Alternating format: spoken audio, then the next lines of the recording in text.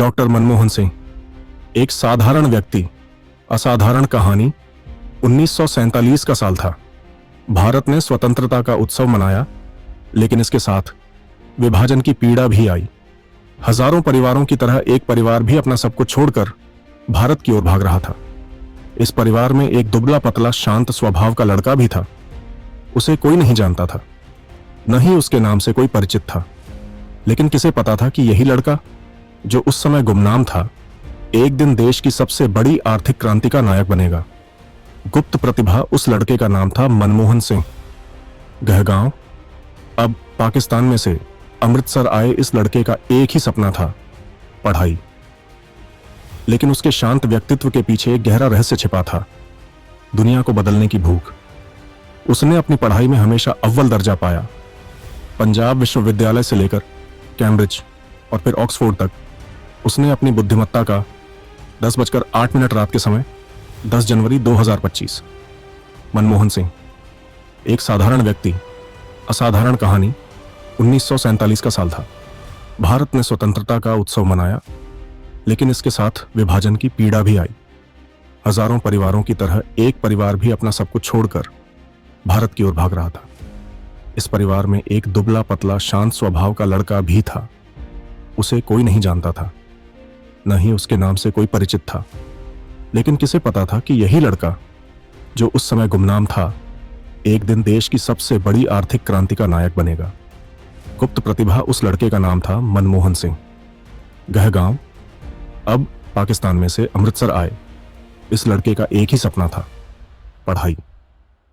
लेकिन उसके शांत व्यक्तित्व के पीछे एक गहरा रहस्य छिपा था, दुनिया को बदलने की भूख। उसने अपनी पढ़ाई में हमेशा अव्वल दर्जा पाया। पंजाब विश्वविद्यालय से लेकर कैम्ब्रिज और फिर ऑक्सफोर्ड तक उसने अपनी बुद्धिमत्ता का परचम लहराया। लेकिन क्या कोई जानता था कि वह कौन सा सवाल था जिसने उसकी रातों की नींद छीन ली? गरीब देशों को गरीबी से कैसे मुक्त किया जाए, यह सवाल उसकी जिंदगी का सबसे बड़ा लक्ष्य बन गया। लेकिन इस जवाब तक पहुंचने का सफर साधारण नहीं था। 1991, संकट और रहस्य का खेल रहा था। विदेशी मुद्रा भंडार खत्म हो चुका था। सरकार के पास केवल 15 दिन का आयात करने के लिए पैसे थे। यह स्थिति अभूतपूर्व थी। लोग सड़कों पर थे। देश के कर्ज चुकाने के लिए सोना गिरवी रखने की नौबत आ गई। तभी प्रधानमंत्री नरसिम्हा राव ने एक ऐसा कदम उठाया जो सबको चौंका गया। उन्होंने एक ऐसे व्यक्ति को वित्त मंत्री बनाया जिसका राजनीतिक अनुभव लगभग शून्य था। यह नाम था डॉ मनमोहन सिंह। लेकिन यह निर्णय क्यों लिया गया? क्या नरसिम्हा राव को पता था कि डॉक्टर सिंह के दिमाग में कुछ ऐसा था जो देश को बचा सकता है? यह अब भी एक रहस्य है।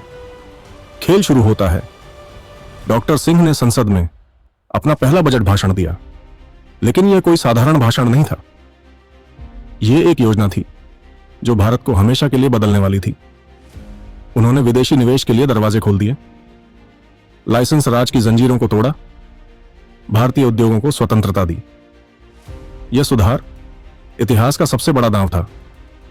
लेकिन जैसे ही उन्होंने अपनी योजनाओं की घोषणा की, संसद में हंगामा मच गया। आलोचकों ने कहा, यह देश को बेचने की साजिश है। लोग डरे हुए थे। लेकिन डॉक्टर सिंह ने शांत स्वर में कहा, अगर हम अब नहीं बदले तो इतिहास हमें माफ नहीं करेगा। किसी को नहीं पता था कि यह सुधार काम करेगा या नहीं। लेकिन कुछ महीनों बाद ही भारत ने संकट से बाहर निकलना शुरू कर दिया। 2004, दूसरा रहस्य, सिंह वापस अपनी शांत जिंदगी में लौट गए। लेकिन 2004 में कुछ ऐसा हुआ जिसने पूरे देश को हैरान कर दिया। जब सबको लगा कि सोनिया गांधी प्रधानमंत्री बनेंगी, तो उन्होंने अचानक डॉक्टर मनमोहन सिंह का नाम आगे कर दिया। यह निर्णय किसी पहेली से कम नहीं था। लोग सवाल कर रहे थे, क्यों चुना गया एक ऐसा व्यक्ति जो राजनीति में न तो लोकप्रिय था और न ही शक्तिशाली? क्या डॉक्टर सिंह के पास ऐसा कुछ था जो देश के भविष्य को बदल सकता था? गुप्त नेतृत्व का उदय प्रधानमंत्री बनने के बाद भी डॉ सिंह की शैली दूसरों से अलग थी। वे कम बोलते थे, लेकिन उनके फैसले असरदार होते थे।